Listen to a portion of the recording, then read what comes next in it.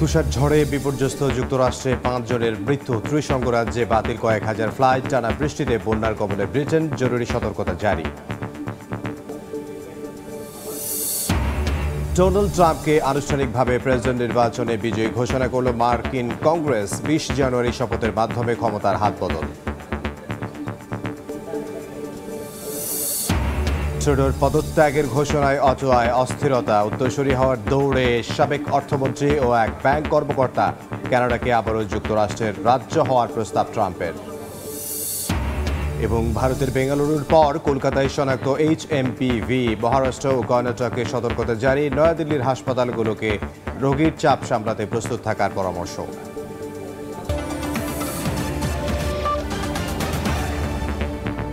আন্তর্জাতিক সময়ের সঙ্গে আছে আমি ইমদাদুল হক। তীব্র তুষার ঝড়ের কবলে যুক্তরাষ্ট্রের 30টি অঙ্গরাজ্য। ঝড়ের কবলে পড়ে সড়ক দুর্ঘটনায় কানসাসে 2 ও মিজৌরিতে 3 জনের মৃত্যু হয়েছে। পরিস্থিতি খারাপ বিবেচনা করে বন্ধ ঘোষণা করা হয়েছে সব শিক্ষা প্রতিষ্ঠান। বাতিল হয়েছে কয়েক হাজার ফ্লাইট। ক্ষয়ক্ষতি এড়াতে সবাইকে ঘরের বাইরে বের না হওয়ার নির্দেশ দিয়েছে দেশটির কর্তৃপক্ষ। হাসানুজ্জামান সাকির রিপোর্টে বিস্তারিত।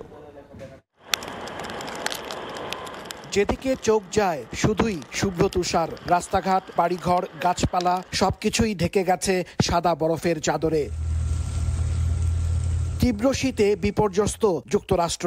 দেশটির উপর দিয়ে বয়ে যাচ্ছে ভয়াবহ এক তুষার ঝড়। মার্কিন আবহাওয়া দফতর জানায়, দেশটির মধ্যাঞ্চল থেকে পূর্ব উপকূল পর্যন্ত 30টি অঙ্গরাজ্যের 6 কোটির বেশি বাসিন্দা আবহাওয়া সতর্কতার আওতায় রয়েছেন। 7টি অঙ্গরাজ্যে জারি করা হয়েছে জরুরি অবস্থা।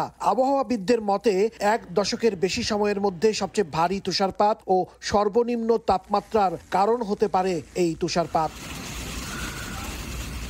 এরই মধ্যে বাতিল হয়েছে হাজার হাজার ফ্লাইট। বন্ধ ঘোষণা করা হয়েছে স্কুল, কলেজ সহ সব ধরনের শিক্ষা প্রতিষ্ঠান। ক্ষয়ক্ষতি এড়াতে বন্ধ রাখা হয়েছে প্রধান সড়ক। তবুও ঝড়ের কবলে পড়ে সড়ক দুর্ঘটনায় কানসাসে 2 জন ও মিজৌরিতে 3 জনের মৃত্যু হয়েছে। সোমবার মার্কিন আবহাওয়া বিভাগ জানায়, ওয়াশিংটন ডিসিতে 16 ইঞ্চি পর্যন্ত তুষারপাত হতে পারে। এদিকে তুষার ঝড়ের কবলে পড়ে বিদ্যুৎ বিচ্ছিন্ন হয়ে পড়েছে প্রায় 3.5 লাখের বেশি বাড়ি ও ব্যবসা প্রতিষ্ঠান। এতে চরম ভোগান্তিতে বাসিন্দারা। অন্যদিকে তুষার ঝড়ের মধ্যেই বরফের বল দিয়ে খেলায় মেতেছেন ওয়াশিংটন ডিসির বাসিন্দারা। তীব্র ঠান্ডার মধ্যেই একে অপরের দিকে বল ছুড়ে তুষারপাত উপভোগ করছেন তারা। বড়দের পাশাপাশি এই খেলায় অংশ নেয় ছোটরাও। বাদ যায়নি পোষা কুকুরও। হাসানুজ্জামান সাকি, সময় সংবাদ, যুক্তরাষ্ট্র। যুক্তরাষ্ট্রের প্রেসিডেন্ট নির্বাচনে রিপাবলিকান প্রার্থী ডোনাল্ড ট্রাম্পকে আনুষ্ঠানিকভাবে বিজয়ী ঘোষণা করেছে মার্কিন কংগ্রেস। সোমবার ক্যাপিটল হিলে পরবর্তী মার্কিন প্রেসিডেন্ট হিসেবে ট্রাম্পকে স্বীকৃতি দেন আইন প্রণেতারা। গেল বছরের নভেম্বরে অনুষ্ঠিত নির্বাচনে ট্রাম্প বিজয়ী হলেও প্রথা অনুযায়ী এটি তাঁর আনুষ্ঠানিক স্বীকৃতি। 20 জানুয়ারি ক্যাপিটল হিলে শপথের মধ্য দিয়ে মার্কিন ইতিহাসে ক্ষমতার মসনদে প্রত্যাবর্তন ঘটবে ট্রাম্পের। নিউ ইয়র্ক থেকে বিস্তারিত জানাচ্ছেন হাসানুজ্জামান সাকি। মার্কিন প্রেসিডেন্ট নির্বাচন অনুষ্ঠিত হয় গেল বছরের 5 নভেম্বর। ওই নির্বাচনে ভূমিধস বিজয় পায় রিপাবলিকান দল। ডেমোক্র্যাট প্রার্থী কমলা হ্যারিসকে হারিয়ে প্রেসিডেন্ট নির্বাচিত হন ডোনাল্ড ট্রাম্প। কিন্তু যুক্তরাষ্ট্রের নিয়ম অনুযায়ী নভেম্বরে নির্বাচন হলেও ফলাফলের আনুষ্ঠানিক ঘোষণা দেয়া হয় 6 জানুয়ারি। সোমবার ছিল সেই দিন। এদিন মার্কিন পার্লামেন্ট ভবন ক্যাপিটল হিলে আইন প্রণেতারা ট্রাম্পের বিজয়ের স্বীকৃতি দেন। কংগ্রেসের দেওয়া অনুমোদনে বলা হয়, রিপাবলিকান পার্টি নির্বাচনে নিরঙ্কুশভাবে বিজয়ী হয়েছে এবং ডোনাল্ড ট্রাম্প যুক্তরাষ্ট্রের পরবর্তী প্রেসিডেন্ট হিসেবে যোগ্য। কংগ্রেসের এই স্বীকৃতির ফলে এখন ট্রাম্প ও তার দল রিপাবলিকান পার্টি সরকার গঠনের আনুষ্ঠানিক অনুমোদন পেল। 2020 সালে এই ট্রাম্পকেই হারিয়েছিলেন বর্তমান প্রেসিডেন্ট জো বাইডেন। কিন্তু 2021 সালের 6 জানুয়ারি কংগ্রেসের অনুমোদনের দিনেই মার্কিন ক্যাপিটল হিলে সশস্ত্র হামলা চালিয়ে ফলাফল পাল্টে ফেলার চেষ্টা করেন ট্রাম্প সমর্থকরা। নজিরবিহীন ওই হামলায় আইন শৃঙ্খলা রক্ষাকারী বাহিনীর সদস্য সহ বহু হতাহতের ঘটনা ঘটে। তবে এবার ট্রাম্পের বিজয়ের পর বাইডেন কমলা প্রশাসন শান্তিপূর্ণ ক্ষমতা হস্তান্তরে সব ধরনের ব্যবস্থা গ্রহণ গ্রহণের কথা জানান। আগামী 20 জানুয়ারি দ্বিতীয়বারের মতো প্রেসিডেন্ট হিসেবে শপথ নেবেন ডোনাল্ড ট্রাম্প। হাসানুজ্জামান সাকি, সময় সংবাদ, যুক্তরাষ্ট্র। কানাডার প্রধানমন্ত্রীর পদ থেকে জাস্টিন ট্রুডোর পদত্যাগের ঘোষণায় টালমাটাল দেশটির রাজনীতি। তার উত্তরসূরি কে হবেন তা নিয়ে চলছে জল্পনা কল্পনা। আলোচনায় আছেন ট্রুডো সরকারের সাবেক অর্থমন্ত্রী ক্রিস্টিয়া ফ্রিল্যান্ড এবং কেন্দ্রীয় ব্যাংকের সাবেক কর্মকর্তা মার্ক কার্নি। এদিকে ট্রুডোর পদত্যাগের পর কানাডাকে যুক্তরাষ্ট্রের 51তম অঙ্গরাজ্য হওয়ার প্রস্তাব পুনর্ব্যক্ত করেছেন নবনির্বাচিত মার্কিন প্রেসিডেন্ট ডোনাল্ড ট্রাম্প।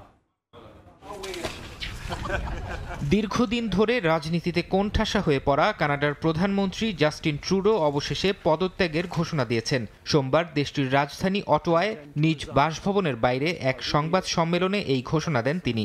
জানান, সরে যাবেন ক্ষমতাসীন লিবারেল পার্টির দলীয় প্রধানের পদ থেকেও। I intend to resign as party leader, as prime minister, after the party selects its next leader through a robust, nationwide, competitive process. 2024 সালে কানাডার মুদ্রাস্ফীতি জনজীবনে প্রভাব ফেলতে শুরু করে। নিত্যপণ্যের দাম আর আবাসন ব্যয়ের ঊর্ধ্বগতিতে ক্রমশ ক্ষুব্ধ হয়ে ওঠে সাধারণ মানুষ। ফেডারেল বাজেট প্রস্তাব ট্রুডোর নিজ দল এবং বিরোধী পক্ষ উভয়ের কাছ থেকে সমালোচিত হয়। বাজেট এবং সম্ভাব্য মার্কিন শুল্ক নিয়ে মতবিরোধের জেরে পদত্যাগ করেন অর্থমন্ত্রী ক্রিস্টিয়া ফ্রিল্যান্ড। বিরোধীদের পাশাপাশি নিজ দলের ভেতর থেকে ওঠে ট্রুডোর পদত্যাগের দাবি। ট্রুডোর পদত্যাগের পর তার উত্তরসূরি কে হতে পারেন তা নিয়ে চলছে আলোচনা। তালিকায় আছেন সাবেক অর্থমন্ত্রী ক্রিস্টিয়া ফ্রিল্যান্ড এবং কেন্দ্রীয় ব্যাংকের সাবেক কর্মকর্তা মার্ক কার্নির নাম। দ্রুতই লিবারেল পার্টি তাদের পরবর্তী দলীয় প্রধানের নাম ঘোষণা করবে বলে জানিয়েছে বিভিন্ন গণমাধ্যম। এদিকে ট্রুডোর পদত্যাগের পর কানাডাকে যুক্তরাষ্ট্রের অঙ্গরাজ্য হওয়ার প্রস্তাব পুনর্ব্যক্ত করেছেন নবনির্বাচিত মার্কিন প্রেসিডেন্ট ডোনাল্ড ট্রাম্প। নিজের সামাজিক মাধ্যম ট্রুথ সোশ্যালে শেয়ার করা এক পোস্টে তিনি বলেন, অনেক কানাডীয় যুক্তরাষ্ট্রের 51তম অঙ্গরাজ্য হওয়ার বিষয়টি পছন্দ করে। কানাডার সঙ্গে বিশাল বাণিজ্য ঘাটতি এবং ভর্তুকির চাপ যুক্তরাষ্ট্র ভোগ করবে না এটা জানতেন বলেই ট্রুডো পদত্যাগ করেছেন বলে মন্তব্য করেন ট্রাম্প। নবনির্বাচিত মার্কিন প্রেসিডেন্টের এমন বিতর্কিত মন্তব্য নিয়ে চলছে তুমুল আলোচনা। ফরহাদ চৌধুরী, সময় সংবাদ। ভারতের বেঙ্গালুরুর পর এবার কলকাতায় HMPV সংক্রমণের খবর পাওয়া গেছে। এ নিয়ে দেশটিতে আক্রান্তের সংখ্যা 7 জনে দাঁড়িয়েছে। সংক্রমণ বাড়ায় মহারাষ্ট্র ও কর্ণাটক সহ বেশ কিছু রাজ্যে সতর্কতা জারি করেছে কর্তৃপক্ষ। এ বিষয়ে বিস্তারিত জানবো এই মুহূর্তে কলকাতায় আছেন সহকর্মী সুব্রত আচার্য। সরাসরি যাব তার কাছে। সুব্রত, দেখুন, সংক্রমণের তথ্য পাওয়া গিয়েছে এবং ইতিমধ্যেই সংক্রমিত শিশু সুস্থ হয়ে বাড়িও ফিরে গিয়েছেন। শুধু আপনি জানেন যে কলকাতায় শুধু নয়, এর আগে কর্ণাটকের রাজধানী ব্যাঙ্গালোর, গুজরাটের রাজধানী আহমেদাবাদ এবং সেখানেও কিন্তু তিন শিশুর শরীরে এই সংক্রমণ মিলেছিল এবং তারা কিন্তু প্রত্যেকেই সুস্থ হয়ে বাড়ি ফিরে গিয়েছেন। এবার প্রশ্ন আসছে যে গণমাধ্যমে ইতিমধ্যে এই খবরটিকে গুরুত্ব দেয়া হচ্ছে এবং বিভিন্ন সামাজিক যোগাযোগ মাধ্যমগুলোতেও কিন্তু এই ধরনের ভাইরাস সংক্রমণের তথ্য বাইরে আসছে। তবে কেন্দ্রীয় সরকারের পক্ষ থেকে পরিষ্কার বলে দেওয়া হয়েছে যে গণমাধ্যমগুলোকে সতর্কতার সঙ্গে এই খবর পরিবেশন করা। কারণ জানেন যে আমরা অতি সম্প্রতি করোনার মতো একটি সংকট আমরা অতিক্রম করে এসেছি। মানুষের মধ্যে সেই আতঙ্ক এখনো যায়নি। সুতরাং প্যানিক যাতে সাধারণ মানুষের মধ্যে না তৈরি হয় সে কারণে কিন্তু কেন্দ্রীয় স্বাস্থ্য মন্ত্রক থেকে পরিষ্কার বলে দেওয়া হয়েছে।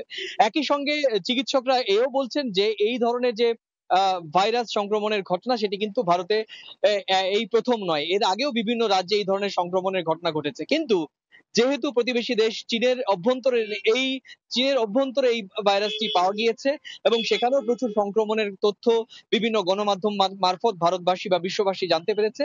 শুধু চীনে নয়, ভারতের প্রতিবেশী অন্যান্য বেশ কয়েকটি দেশেও কিন্তু এই সংক্রমিত ভাইরাস ছড়িয়ে পড়ছে বলে মনে করা হচ্ছে। তো স্বাভাবিকভাবেই ভারত যেহেতু 140 কোটি মানুষের দেশ, সংক্রমণ যেহেতু দ্রুত ছড়িয়ে পড়ার সম্ভাবনা বা আশঙ্কা থাকে, সে কারণেই যে সাধারণ মানুষের মধ্যে একেবারে প্রকৃত তথ্য যাতে পৌঁছায় সে কারণে কিন্তু কেন্দ্রীয় সরকারের পক্ষ থেকে পরিষ্কার বলা হয়েছে। এবার আসি কলকাতায় সংক্রমিত যে শিশু, সেই শিশুটি এখন কিরকম আছে। আপনি পরিষ্কার সরকারিভাবে বলা হয়েছে যে গত সপ্তাহে বাইপাসের একটি হাসপাতালে তার অভিভাবকরা 5 মাস বয়সী শিশুকে নিয়ে আসে। হালকা ঠান্ডা এবং সর্দি কাশি নিয়ে তাকে উপসর্গ নিয়ে ভর্তি করা হয়। যেভাবে যেখানে এখন স্ক্রিনিং করা হচ্ছে, বিশেষ করে জ্বর ঠান্ডা কাশি নিয়ে আসা শিশুদেরকে রক্ত পরীক্ষা করা হচ্ছে, সে কারণেই এই শিশুর শরীরে কিন্তু এই ভাইরাস পাওয়া যায় এবং 3 দিনের মধ্যেই কিন্তু তাকে আবার তার পরিবারের কাছে হস্তান্তর করা হয়। এখনো পর্যন্ত কিন্তু যেটা খবর যে সংক্রমিত শিশু কিন্তু পুরোপুরি সুস্থ রয়েছেন। শুধুমাত্র কলকাতার এই 5 মাসের শিশু নয়, আপনি জানেন যে সংক্রমিত হওয়া যে 3 শিশু ভারতের, সেই 3 শিশুর বয়স কিন্তু 5 বছরের নিচে এবং প্রত্যেক শিশু কিন্তু এখনো পর্যন্ত শারীরিকভাবে সুস্থ রয়েছেন এবং চিকিৎসকরা বলছেন যে সংক্রমিত হওয়াটা একেবারেই স্বাভাবিক বিষয়। আতঙ্কিত হওয়া কোনো কারণে এবং গণমাধ্যমকে সতর্কতার সঙ্গে যাতে সাধারণ মানুষের মধ্যে প্যানিক তৈরি না হয় সে বিষয়টি খেয়াল রাখার জন্য কিন্তু অনুরোধ করা হচ্ছে। তো এই ছিল আমার কাছে ভারতের পরপর তিনটি শহরে 4টি শিশুর শরীরে এই ভাইরাস সংক্রমিত হওয়ার যে তথ্য, এই সংক্রান্ত আমার কাছে থাকা সবশেষ তথ্য। ভারতের কলকাতা থেকে HMPV ভাইরাসে আক্রান্তের খবরাখবর আমাদেরকে জানাচ্ছিলেন সহকর্মী সুব্রত আচার্য। যুক্তরাষ্ট্রের বেশিরভাগ উপকূল থেকে তেল ও গ্যাস উত্তোলনের উপর নিষেধাজ্ঞা দিয়েছেন বিদায়ী মার্কিন প্রেসিডেন্ট জো বাইডেন। যুক্তরাষ্ট্রের আটলান্টিক, প্যাসিফিক, মেক্সিকো উপসাগর ও আলাস্কার বেয়ারিং সাগরের কিছু অংশ সহ প্রায় 625 মিলিয়ন একরের বেশি এলাকায় এই নিষেধাজ্ঞা দেওয়া হয়। এই সিদ্ধান্ত পরিবেশ সংরক্ষণ ও জলবায়ু পরিবর্তন মোকাবিলার জন্য নেওয়া হয়েছে এবং এটি 1953 সালের আউটার কন্টিনেন্টাল শেলফ ল্যান্ডস অ্যাক্টের আওতায় কার্যকর করা হয়েছে। পরিবেশবাদীরা এই পদক্ষেপকে স্বাগত জানালেও তেল সংশ্লিষ্টরা, শিল্প সংশ্লিষ্টরা এটিকে জ্বালানির নিরাপত্তার জন্য ক্ষতিকর বলে সমালোচনা করেছে। পশ্চিমাদের জব্দকৃত রুশ সম্পদ ইউক্রেনের প্রতিরক্ষা খাতে ব্যয়ের জন্য ডোনাল্ড ট্রাম্পকে অনুরোধ করেছেন প্রেসিডেন্ট ভলোদিমির জেলেনস্কি। সম্প্রতি মার্কিন পডকাস্টার লেক্স ফ্রিডম্যানকে সাক্ষাৎকার দেন জেলেনস্কি। সেখানে যুদ্ধ চলাকালীন পশ্চিমাদের জব্দ করা রাশিয়ার 300 বিলিয়ন সমমূল্যের সম্পদ কিয়েভকে হস্তান্তরের জন্য ডোনাল্ড ট্রাম্পকে অনুরোধ করেন তিনি। ওই সম্পদের বিনিময়ে যুক্তরাষ্ট্র থেকে অস্ত্র চান জেলেনস্কি। রাশিয়ার মস্কোতে পালিত হলো অর্থোডক্স খ্রিস্টানদের বড়দিন। গির্জায় বড়দিনের আয়োজনে যোগ দেন রাশিয়ার প্রেসিডেন্ট ভ্লাদিমির পুতিন। সার্বিয়াতেও জাঁকজমকপূর্ণভাবে দিনটি পালিত হয়েছে। গির্জায় জড়ো হয়েছেন শত শত মানুষ। পরিবার পরিজন নিয়ে এসেছেন অর্থোডক্স খ্রিস্টানদের বড়দিনের উৎসব পালন করতে। চারিদিকে উৎসব মুখর পরিবেশ। স্থানীয় সময় মঙ্গলবার রাশিয়ার মস্কোর পাকলোনায়া হিলের সেন্ট জর্জ দ্য ভিক্টোরিয়াসের গির্জায় মোমবাতি জ্বালাতে দেখা যায় দেশটির প্রেসিডেন্ট ভ্লাদিমির পুতিনকেও। উৎসবের ভাগিদার হতে ক্রাইস্ট দ্য সেভিয়ার ক্যাথেড্রালে যোগ দেন তিনি।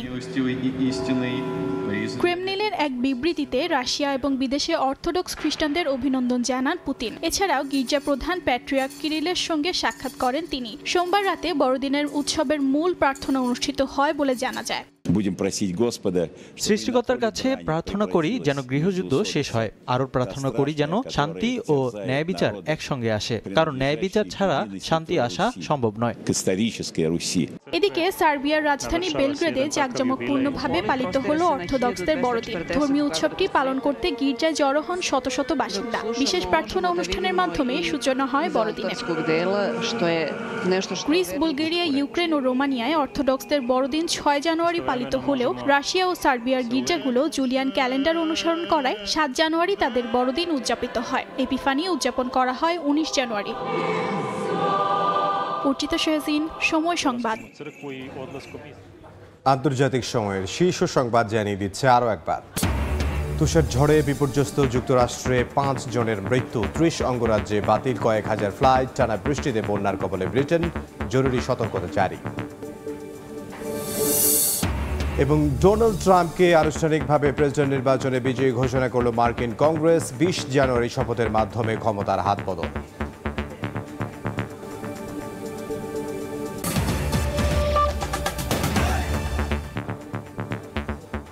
এই ছিল আন্তর্জাতিক সময়। সঙ্গে থাকুন সময়।